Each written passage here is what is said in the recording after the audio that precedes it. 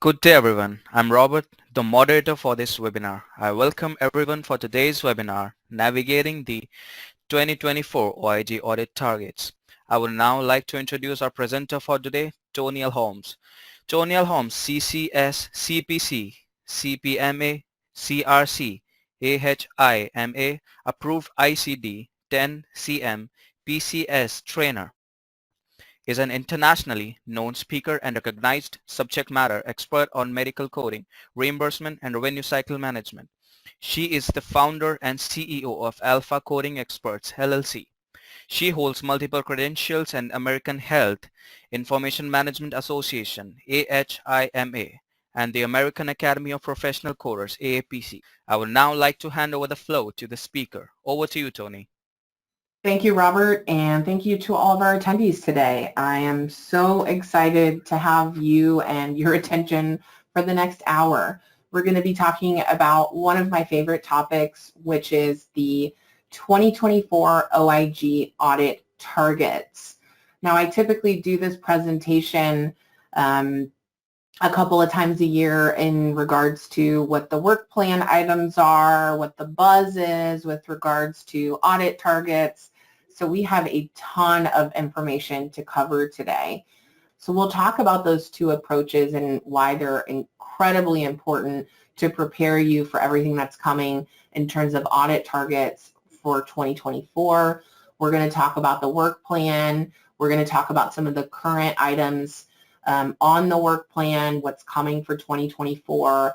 We're going to talk about the most prevalent audit targets in healthcare compliance, and then we're going to talk about some recent Department of Justice and OIG press releases on cases that have either settled or been prosecuted. So we'll talk about those, and then we'll also talk about the ingredients of an effective compliance program based on the OIG's framework. At the end of our session today, I'll be happy to take any questions. Last year was telling everyone, okay, 2022 is the year of the audit. 2022 is the year of the audit because audits were truly coming out of the woodworks at unprecedented rates. That continues to reign true, but even more so in 2023 and absolutely on steroids in 2024. So with proactive compliance, this is where you get ahead of any potential issues and identify what is your current risk in terms of compliance, and if there are issues with upcoding or unbundling or billing for services that were not rendered by the provider that you billed for those services under.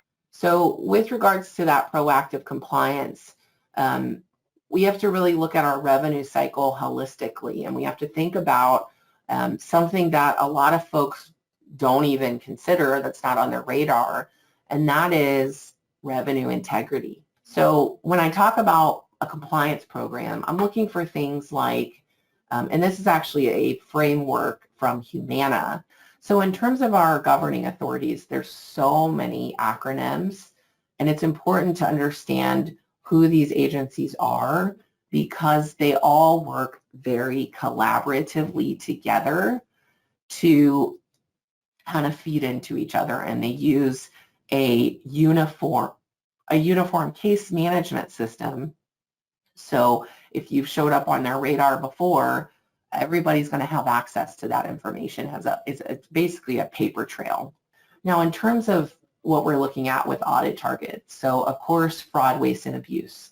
So specific targets, we're seeing things heavily targeted with regards to time-based billing. And a lot of this has to do with the changes with how to calculate and level evaluation and management services.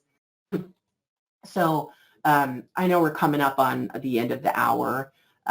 Basically, you want to make sure you've got that checks and balances system in place, compliance program, a culture of compliance, you're acting in good faith, and doing regular audits, both internally and externally. Sure. Thank you so much for your time and attention today. I hope that this session has been valuable to you. Like I said, if you have a question or if you think of something after our session today, just reach out to the moderators and we'll be happy to get your question taken care of. So thank you so much for your time and attention, and I hope you have a great rest of your day. Thank you, Tony. That concludes the session for today. Thank you everyone for participating. You may all disconnect now. Have a great day ahead.